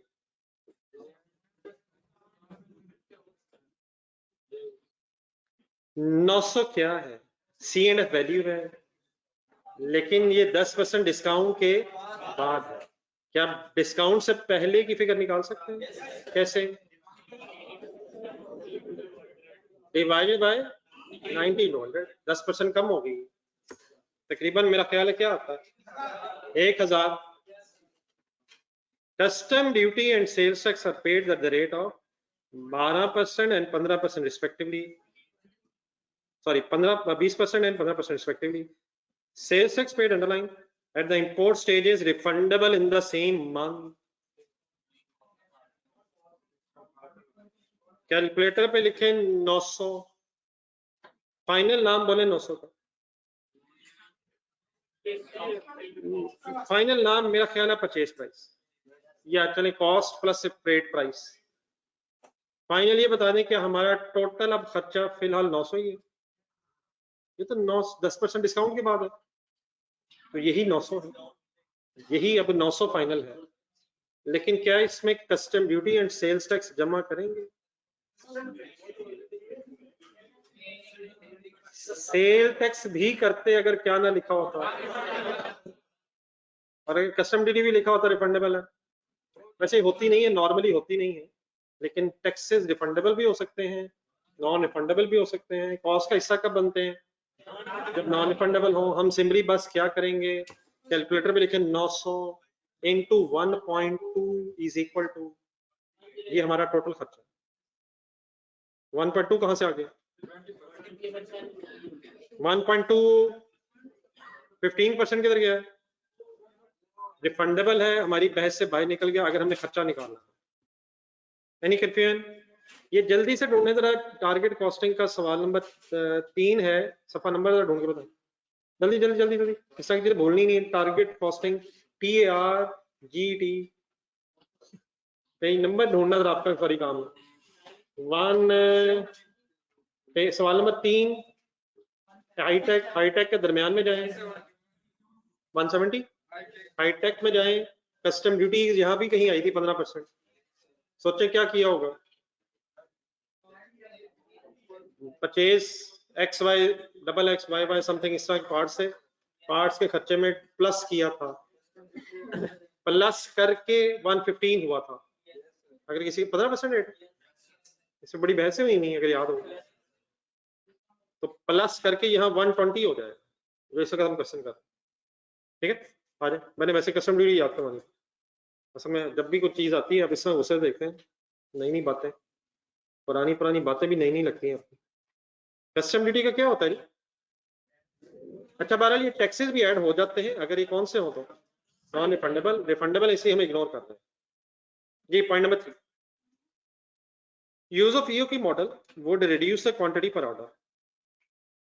अब ये हमें एग्जामिनर खुद इंफॉर्मेशन दे रहा है। फर्स्ट पैराग्राफ में जाए, स्टोरी है क्या? मैनेजमेंट करंटली शायद 6 महीने बाद खरीद रही है, लेकिन मैनेजमेंट ये कंसिडर कर रही है कि EOQ मॉडल अडॉप्ट कर लिया जाए, कर लिया जाए। तो अगर वो करेंगे तो पॉइंट नंबर 3 क्या कहता है? उससे क्वांटिटी पर ऑर्डर कम हो जाएगी। ऐसे एज अ रिजल्ट क्या होगा? जब बल्क डिस्काउंट मिल रही थी पहले, वो 10 की बजाय एक और अजम्पशन ऑफ EOQ वायलेट हुई है। EOQ के में क्या अज्यूम्ड है ही नहीं। और यहाँ क्या कह रहा है लेकिन कम हो जाएगी, कितने से कितनी? अब ये वर्किंग्स हैं जो आज भी इंटरेस्टिंग हो जाएंगी, परसेंटेजेस फिर इन्वॉल्व हो जाएंगी। 10% से 8% रह जाएगी, किस लेवल पे भी? EOQ लेवल पे भी। ये भी नॉर्मल नहीं है, EOQ लेवल पे वायलेशंस यकीनन जिंदगी में हिस्सा है। Number 4 sorry, cost of financing the stock is 1% per annum, ये सॉरी 1% पर मंथ। ये समझने के लिए जरा एक सेकंड, ये चैप्टर का पेज नंबर 1 निकालेगा मटेरियल वाला जी। फर्स्ट डे पे एक छोटी सी बात हुई थी, जरा रिवाइज कर लें। होल्डिंग कॉस्ट का बॉक्स देखें, first page of the chapter कौन सा जी? 262। इसके दरमियान से ऊपर एक बॉक्स बना हुआ था होल्डिंग कॉस्ट का और ऑर्डरिंग कॉस्ट का। होल्डिंग कॉस्ट की फर्स्ट लाइन पढ़े, और ये जहन में रख के जरा नीचे आपने कुछ एंट्रीज लिखी, शायद एंट्रीज या डेट्स वगैरह लिखी। क्या स्टॉक रखने से कोई स्टॉक रखने की अपॉर्चुनिटी कॉस्ट आती है? स्टॉक रखेंगे तो अपॉर्चुनिटी कॉस्ट का क्या मतलब है? जितना स्टॉक रखेंगे उतने पैसे स्टॉक के अंदर ब्लॉक हो गए हैं, या तो उनकी वजह से इंटरेस्ट इनकम सेक्रीफाइस हुई होगी, या उसकी वजह से लोन लेने से इंटरेस्ट इनकर हुआ होगा। अपना पैसा लगाया होगा तो इन्वेस्टमेंट इनकम सेक्रीफाइस की होगी, और अगर लोन लेके पैसा परचेज की है तो इंटरेस्ट इंकर हो जाएगा, इंटरेस्ट एक्सपेंस इंकर हो जाएगा। तो इसको यहाँ वापस आए जरा, इसको यहाँ क्या कह रहा है, what is this cost of financing, क्या मतलब? नहीं, cost of financing, cost of financing interest cost है, फाइनेंसिंग का खर्चा कितने परसेंट है, लेकिन ये पर मंथ है। क्या हमें holding cost per unit per annum चाहिए होती है? ये पर मंथ रेट बताया उसने, मल्टीप्लाइड बाय 12 करेंगे, ये तो डिवाइड बाय 12 होता है। इंटरेस्ट रेट जब हो तो यार 6 महीनों का निकालना तो 6/12, बाय डिफॉल्ट इंटरेस्ट रेट 12 महीनों का ही होता है बाय डिफॉल्ट। ये क्या लिखा हुआ है, पर मंथ लिखा हुआ है, पर मंथ आ जाएगा तो हमें मल्टीप्लाई बाय 12 क्यों करना है? Holding cost per unit per annum. Next line, annual storage cost is estimated eight, ये क्या है? ये भी होल्डिंग कॉस्ट है, भी क्यों कहा मैंने? फाइनेंसिंग भी होल्डिंग है, ये भी है, ये भी मल्टीप्लाई बाय 12 हो जाएगी। ये पहले ही एनुअल है, तो ये एनुअल ही है, एनुअल ही चाहिए, इसे डिवाइड बाय 12 कर लेंगे उसको 12 में कन्वर्ट कर लेंगे, इसको एज इट इज लेंगे, एनुअल ही है। कहाँ लिखा है एनुअल, कहाँ है, कहाँ है? वो तो शुरू में, एंड में तो नहीं है। एक ही बात है, ये इतराज ना उठा दीजिए। Admin cost of processing in order, ठीक है, एन ऑर्डर, कितने ऑर्डर्स की, व्हाट इज 90,000 और ऑर्डर है एक ऑर्डर। ये पर ऑर्डर का क्या मतलब होता है? पर वन ऑर्डर, एन ऑर्डर, एक order. Increase in number of purchase orders, ये पॉइंट नंबर 3 में जाएगा। तो कहता था ईओक्यू की वजह से क्वांटिटी पर ऑर्डर कम हो जाएगी। मेरी तरफ जरा देखें, उससे क्या होगा, ऑर्डर्स बढ़ेंगे। तो ये ज़हन में रखिए, अब जरा सेंटेंस पढ़ो। तो कहता है increase in number of orders, अब समझ आता है? हमने ईओक्यू की तरफ अगर गए हम, तो increase in number of orders की वजह से this cost will reduce by 10%। ये अब नॉर्मल सिचुएशन नहीं है, लेकिन अगर वो कह रहा है तो किस वजह से क्या होगा? अगर ऑर्डर्स क्योंकि ज्यादा हो जाएंगे, इसलिए वो कहता है शायद कॉस्ट पर ऑर्डर कितनी रह जाएगी, कितने से? 100 से 90 मींस 90,000 से 81,000 शायद रह जाएगी। कैलकुलेट किया करेंगे। बचपन में पहाड़े इन्हीं दिनों के लिए अपने पढ़े थे। कौन सा पहाड़ा? सॉरी, टेबल पढ़े थे अपने इंग्लिश में। लास्ट टाइम एच मेंटेन्स क्या, कितना? 15 डेज सेल, क्या मतलब? 15 दिनों की जो सेल होती है वो हम बफर स्टॉक में रखते हैं। इस तरह का एक सवाल याद आया है, सॉर्ड लेदर ढूंढने, पेज नंबर 62 वगैरह पे जरा देखें। और कहाँ है? हाँ, वो बतूल में है, बतूल में आया, लेकिन सॉर्ड लेदर तो देखें, बतूल तो अभी देखना है हमने, वो तो हमने छुट्टियों के लिए रखा हुआ। कौन सी? अभी डिसाइड नहीं किया हुआ। नहीं, ये भी डिसाइड नहीं किया हुआ, लेकिन छुट्टियों के लिए, अल्लाह करे इन्हीं छुट्टियों के लिए डिसाइड हुआ। कौन सी छुट्टी? तुम्हारा कोई इरादा नहीं है, हम पढ़ाई की कोई छुट्टी नहीं अफोर्ड कर सकते। कर लीजिएगा, खुद पढ़ लीजिएगा, क्या होगा। पेज नंबर 77 है, सॉर्ड लेदर ढूंढना जी करने। इसके सवाल की आखिरी लाइन ढूंढना, लास्ट सेंटेंस। सेंटेंस दोबारा पढ़िए करना। Maintain an inventory of finished goods 1 month sale, एक महीने की जो सेल होनी वो स्टॉक में आना है, ठीक है। मैंने जस्ट ये वर्ड दिखाना था। तो इसी तरह का वर्ड क्या है यहाँ, बफर स्टॉक में कितने दिनों का रखना? Once again a violation of EOQ, 15 दिनों की सेल। पॉइंट 1 में जाए जरा, एनुअल सेल पता है आपको कितनी? कितनी कितनी कितनी? 15 दिनों की सेल कितनी होगी? कैसे?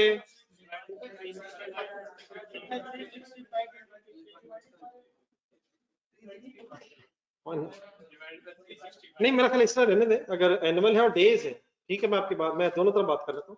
60,000 कैलकुलेटर में लिखा, एनुअल है और नीचे 15 दिन कह रहा है, तो साल में डिवाइड बाय 365 इंटू 15। अब आपने जिस तरह किया वो भी ठीक है, लेकिन जरा सुन लीजिएगा सारी बात।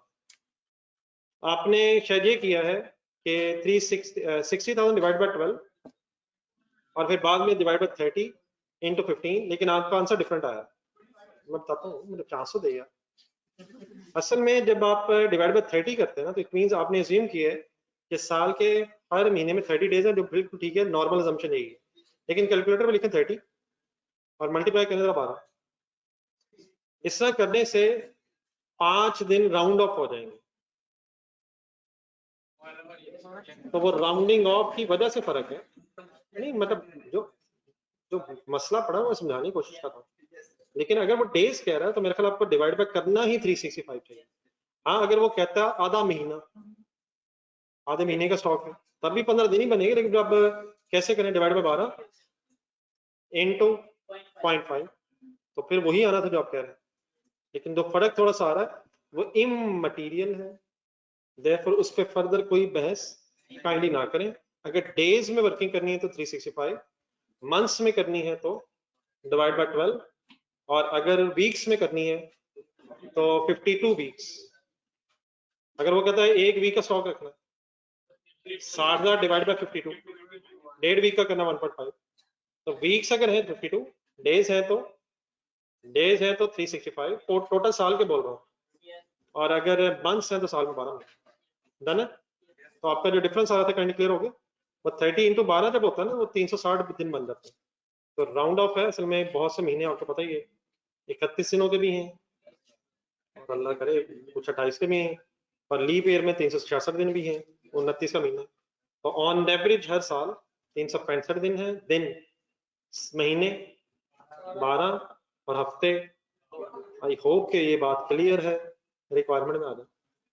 Number 1 compute EOQ, number 2 determine the amount of saving, if any, which can be achieved by AH by adopting the stock management system based on EOQ।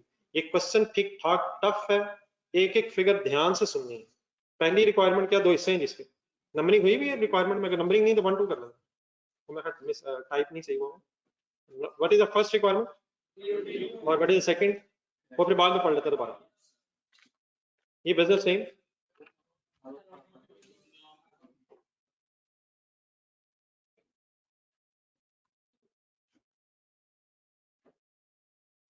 Panorama Hubs,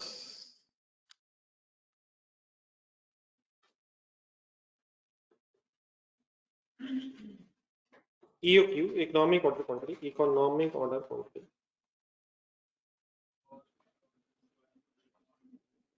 Economic Order Quantity, abbreviation क्या है इसकी? Abbreviation EOQ है, इसका meaning शायद economic order quantity नहीं, हम ज्यादा उससे यूज हो गए, मैंने इसलिए तो वाइस वर्सा पूछा शायद। फार्मूला क्या है, अपने आप को सुना के लिख लो।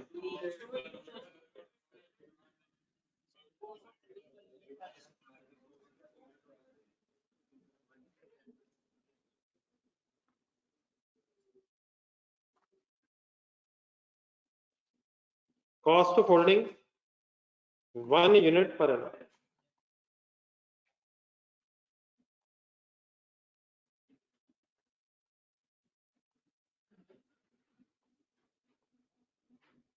डेफिनेटली आइंदा से आपने ये फार्मूला पूरा नहीं लिखना, क्योंकि आपने अपने जहन पे अब लिख लिया है। सब रुक जाए, कोई ऐसी बहस नहीं जिसका आपको पता ना हो, वर्किंग करवाता है। कॉस्ट पर ऑर्डर बता,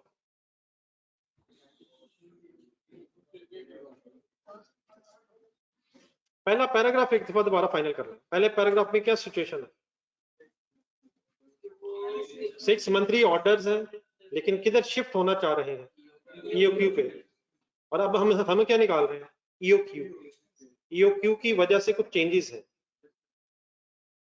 कॉस्ट पर ऑर्डर ढूंढने कोई जो सवाल में दी हुई, कौन सा पॉइंट है, नंबरिंग हुई भी है नहीं, कौन सा पॉइंट है, पॉइंट नंबर 2 तो इस वक्त नहीं रेलेवेंट। कॉस्ट पर ऑर्डर कहाँ है, मैं 6 में 90 ले लेता हूँ मेरे ख्याल। हाँ जी, 90 की बजाय 90% रह जाएगा। 90 का 90% समझ आ जाएगा। मत लिखें मत लिखें मत लिखें, ढूंढे ढूंढे प्लीज ढूंढे। यकीनन 81,000 रह जाएगा, आप सॉल्व कर लीजिएगा, मैं वर्किंग लिखता हूँ। एनुअल डिमांड बताएं, एनुअल डिमांड ये तो टी की है।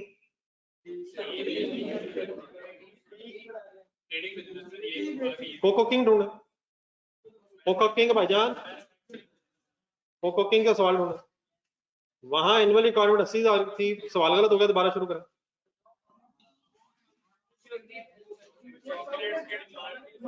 ये मैं जानबूझ के एम्फसाइज करूंगा, ये ज़हन में रहना चाहिए। ये ट्रेडिंग लग रहा है, वो मैन्युफैक्चरिंग रॉ मटेरियल की बहस हो रही है, यहाँ फिनिश गुड्स की भी बहस नहीं हो रही, लेकिन फिनिश गुड्स ने ही परचेज होना, परचेज की बहस, लेकिन टी ही ने परचेज होना, इसकी वही डिमांड है। फिर रास्ते में खुदा ना खासा लॉस तो नहीं है इसका, बताया नहीं हो। रिलैक्स होकर लिख रहे हैं 60 ना, मत लिखें यार, मत लिखें, क्या हो गया, मैं मिटा देता हूं,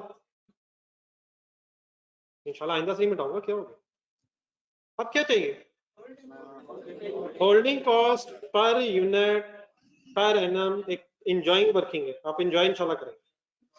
कैसे, फुल कंसंट्रेट ऑन करना पड़ना जरा यहाँ। रेडी सर, एक तो 320 की बन है, लेकिन 320 के अलावा एक और चीज भी है, एक और चीज भी है। कौन सी चीज भी है, 1% फाइनेंसिंग कॉस्ट। अब यहाँ एक सवाल उठना है, ये 1% किससे मल्टीप्लाई होना चाहिए।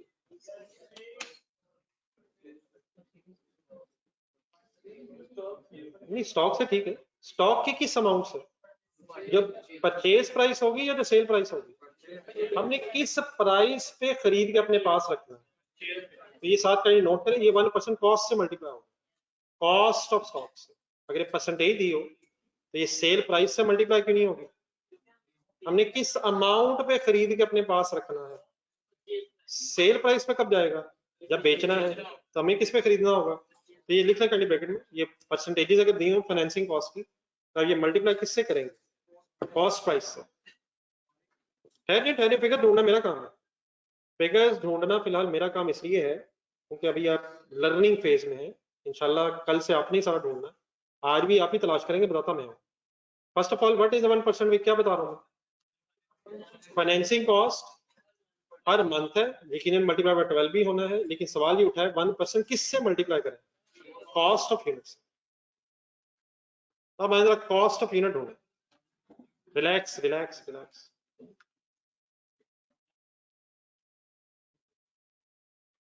परचेज कॉस्ट मत लिखें, फाइंड आउट में करो holding cost. Holding cost calculate करते हुए, होल्डिंग कॉस्ट में फाइनेंसिंग कॉस्ट कैलकुलेट करते हुए, ये सही है बच्चे मेरा, मुझे कहाँ जाना पड़ रहा है, परचेज कॉस्ट को तलाश करना पड़ रहा है ताकि मैं उससे 1% मल्टीप्लाई कर सकूं। रेडी है, अब आप ढूंढे कौन से पॉइंट्स में जाओ, पॉइंट नंबर 2। अब पॉइंट नंबर 2 हेल्पफुल है, ढूंढे 900, 900 के इंटू 1.2 कर लिया आपने, बिल्कुल हो गया, लेकिन ये कॉस्ट किस सिचुएशन में आई, एग्जिस्टिंग सिचुएशन में या ईओक्यू सिचुएशन में, प्रॉब्लम ढूंढे। ईओक्यू मॉडल पे जब जाएंगे तो डिस्काउंट जो है वो 10 से 8 पे आ जाएगी, 900 एडजस्ट होगा, 900 कैलकुलेटर पे लिख लें, ये कितने % डिस्काउंट के बाद है, सोची जाए सोची जाए सोची जाए पड़ी जाए, ये 900 कितने % डिस्काउंट के बाद है, डिवाइड बाय तो 90 होना, मल्टीप्लाइड बाय 100 करेंगे तो टोटल आ जाएगा, और 92 सीधा करेंगे तो वो भी आ जाएगा। एक तरीका ये, पहले 100 फाइंड आउट करना और फिर 100 से 8% निकाल के 92 निकाल दें। इन अदर वर्ड्स क्या हो सकता है, हमें क्या पता, हमें क्या पता,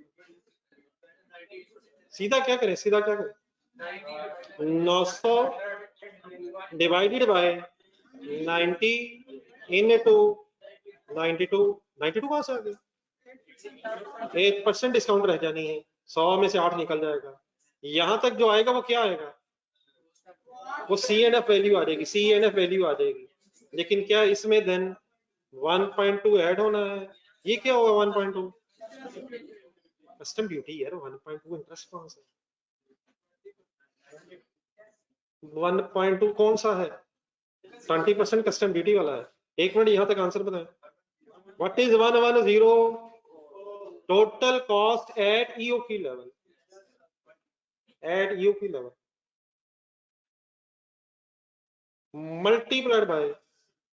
multiplied by 1%। इसी से होगा 1104 यार आने लगा। मल्टीप्लाई बाय 1% नहीं होना किससे था ये मल्टीप्लाई, ये 1% कहां से लिया मैंने, क्या लिए कॉस्ट ऑफ फाइनेंसिंग किससे मल्टीप्लाई होनी थी, कॉस्ट से, लेकिन 1% करेंगे तो पर मंथ फाइनेंसिंग कॉस्ट आ जाएगी। मल्टीप्लाई बाय 12, फाइनल आंसर बता दें 132.48। क्या है ये, क्या है financing cost per unit per annum. बात पूरी नहीं हुई है, आगे बढ़ जाएं।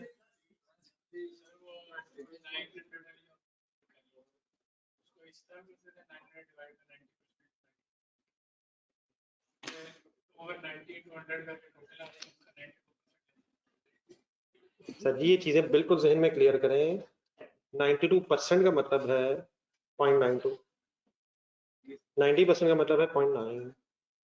जब आप डिवाइडेड बाय 100 इधर भी करेंगे, मल्टीप्लाई बाय 100 उधर भी करेंगे तो 100 कट गया है डिवाइडेड बाय 90 यार, तो मैं वही कहने लगा हूँ।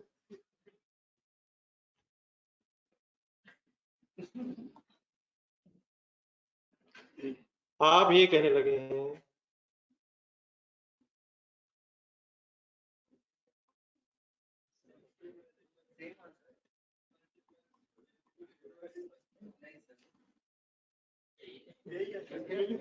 आपको क्या पता वो क्या कह रहा है। मैं ये गुजारिश करने लगा हूँ, divide by 100 multiply by 100 cancel हो रहा है। इस खौफ को रिड्यूस करके 0 कर दें।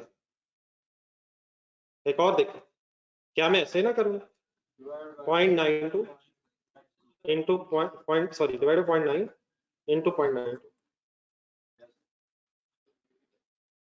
आंसर चेक करें वो 100 कट गए, तो ये एक ही चीज हो रही है। इस खौफ को आई होप के खत्म कर दिया आपने। क्या ये हम एक ही बात कर रहे हैं, तो मैंने तो 100 लिखे नहीं ना, मैंने इधर लिखा ना मैंने इधर लिखा। आप ये भी कर सकते हैं डिवाइड बाय 100 दोनों तरफ कर लो।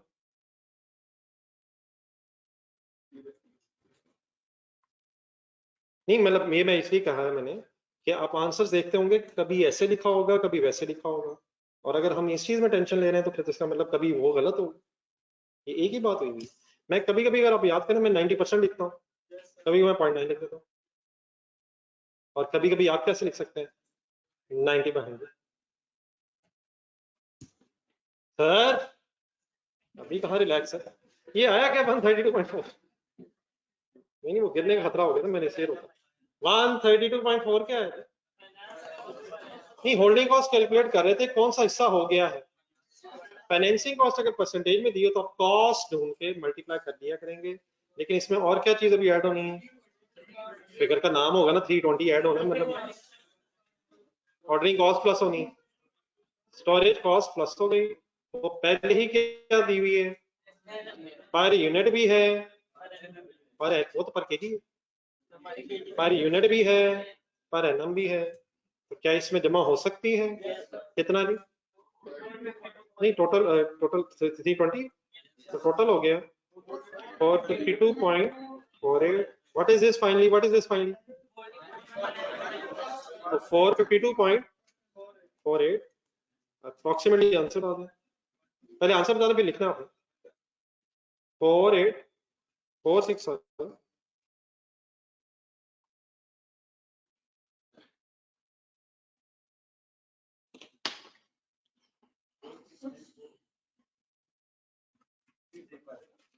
जी हाँ सब आप बात आपकी ठीक है, लेकिन प्लीज क्वेश्चन तो पढ़ेंगे। उसने टोटल सीएफ एंड वैल्यू में इज आफ्टर डिस्काउंट बताया, total C and F value पे उसने डिस्काउंट का बताया है, तो अकॉर्डिंग टू क्वेश्चन आप काइंडली देखें, बाकी आपकी बात ठीक है, लेकिन यहाँ उसने C and F value is after discount बताया। ठीक है, तो ये जो टोटल वैल्यू ये 10% डिस्काउंट के बाद है। जी क्या आंसर आता है? 4635 kgs क्या होगा, यू पे क्या होगा, हमारा ऑर्डर साइज होना चाहिए। जल्दी से लिख के पॉइंट अप करें, रिमेनिंग टाइम में इंशाल्लाह बी पार्ट करें।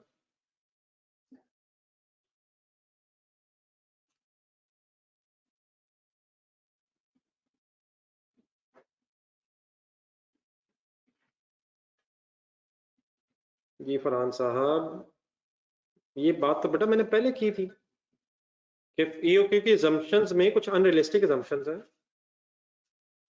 तो प्रैक्टिकली वो assumptions वायलेट हो जाती हैं, और अब हम प्रैक्टिकली इन सिचुएशंस को डील कर रहे हैं जिनमें ये प्रॉब्लम्स आती हैं। तो ये तो मैंने अभी क्वेश्चन में पहले आपको बताया था यार, जब मैं पॉइंट नंबर 3 ये पढ़ रहा था, पॉइंट नंबर 3 प्लीज, जब मैं पढ़ रहा था ये, तो ये बात जो आपने इतने डिटेल में लिख के मुझसे पूछी है, ये तो मैंने यही तो मैंने बताया था। जब हम क्वेश्चंस कर रहे हैं तो assumptions वायलेट हुई नहीं है, जैसे अभी थोड़ी देर पहले बफर स्टॉक आ गया, अकॉर्डिंगली हमें डिफरेंट सिचुएशंस में वर्किंग करनी पड़ रही है। यहाँ वो कहता है ईओपी लेवल पे भी डिस्काउंट रहेगी, जो डेफिनेटली ईओपी लेवल पे assumption की वायलेशन है, लेकिन जब आप प्रैक्टिकली वर्किंग कर रहे होंगे तो आपने अकॉर्डिंगली वैसे ही वर्किंग करनी है।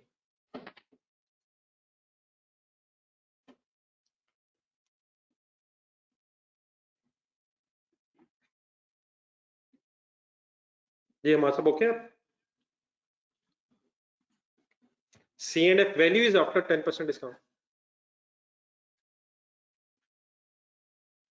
सॉरी फिगर्स देख लेता हूं, कंप्लीट हो गए, कंप्लीट कर रहे हैं। ये होल्डिंग कॉस्ट की वर्किंग हुई है, ये वर्किंग 1 टाइप कर रहे हैं।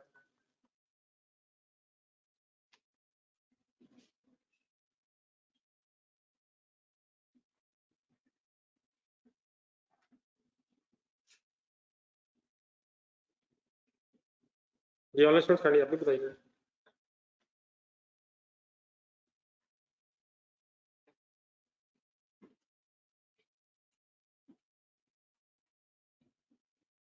जी नोटेड प्लीज, जो लोग नोट कर लें, बी रिक्वायरमेंट पढ़े, बताएं क्या करना है। नहीं मतलब कैसे, अप्लाई योर माइंड। एक कौन सी सिचुएशन है, एक कौन सी सिचुएशन है, एक एग्जिस्टिंग सिचुएशन है और एक ईओक्यू सिचुएशन है। किधर से किधर जाना है? करंट सिचुएशन से ईओक्यू पे अगर जाएंगे तो पूछा है सेविंग होती है नहीं।